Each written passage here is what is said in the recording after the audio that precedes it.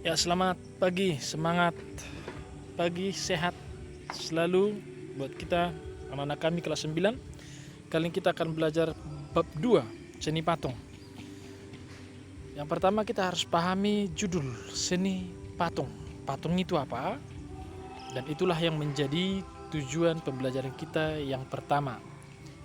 Silakan perhatikan tujuan kita yang pertama itu ya, menjelaskan pengertian patung.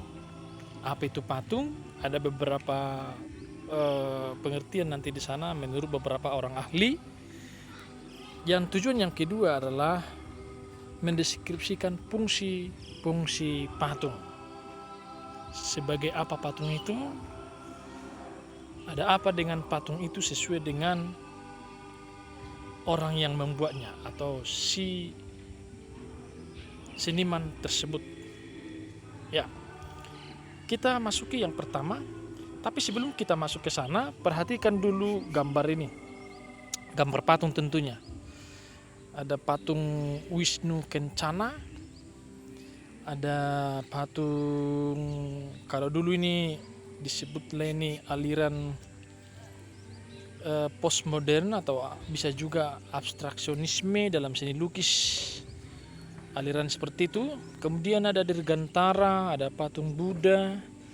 Kemudian seperti ini patung tradisional.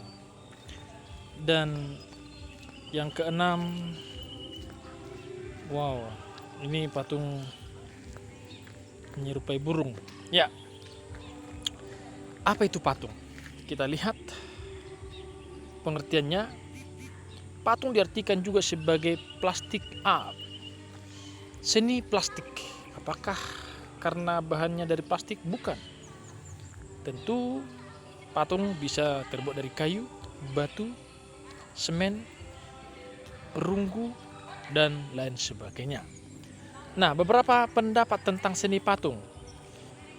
Mike Susanto, ya, seni patung adalah sebuah tipe karya 3 dimensi. Perhatikan, 3 dimensi. Beda dengan lukisan 2 dimensi yang bentuknya dibuat dengan metode subtraktif, yaitu mengurangi bahan seperti memotong, menatah pakai alat tatah ya, atau aditif, yaitu membuat model lebih dulu seperti mengecor dan mencetak. Itu menurut Susanto. Menurut Sunarso dan Suroto, seni patung adalah semua karya dalam bentuk meruang. Meruang artinya punya 3 dimensi juga, ruang atau volume. Menurut Kamus Besar Bahasa Indonesia, ya, sebenarnya Kamus Besar Bahasa Indonesia, patung adalah benda tiruan, bentuk manusia dan hewan yang cara pembuatannya dengan dipahat. Bisa juga diukir, bisa juga di assembling namanya. Ada penyatuan-penyatuan yang konstruktif.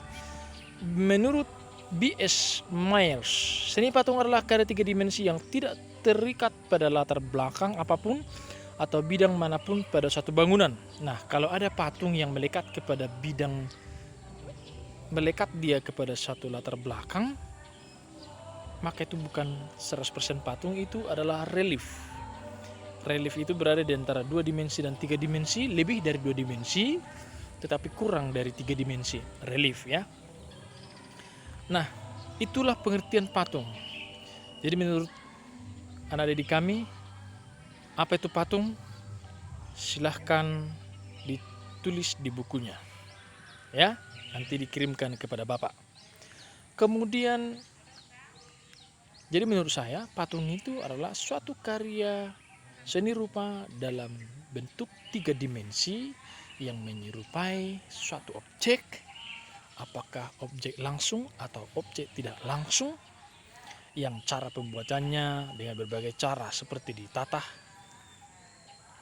diukir, dicor, dicetak, dan lain sebagainya untuk menghasilkan karya yang indah dan dapat disaksikan dari berbagai arah. Baik, kita lanjut ke fungsi. Yang pertama di sini fungsi personal. Ini sesuai dengan ekspresi atau ungkapan pribadi seseorang. Personal, perorangan. sebagai ekspresi perasaan, ungkapan pribadi, termasuk tujuan religius, sarana beribadah. Ada di candi-candi, ada di gereja Katolik, ada banyak patung ya, sebagai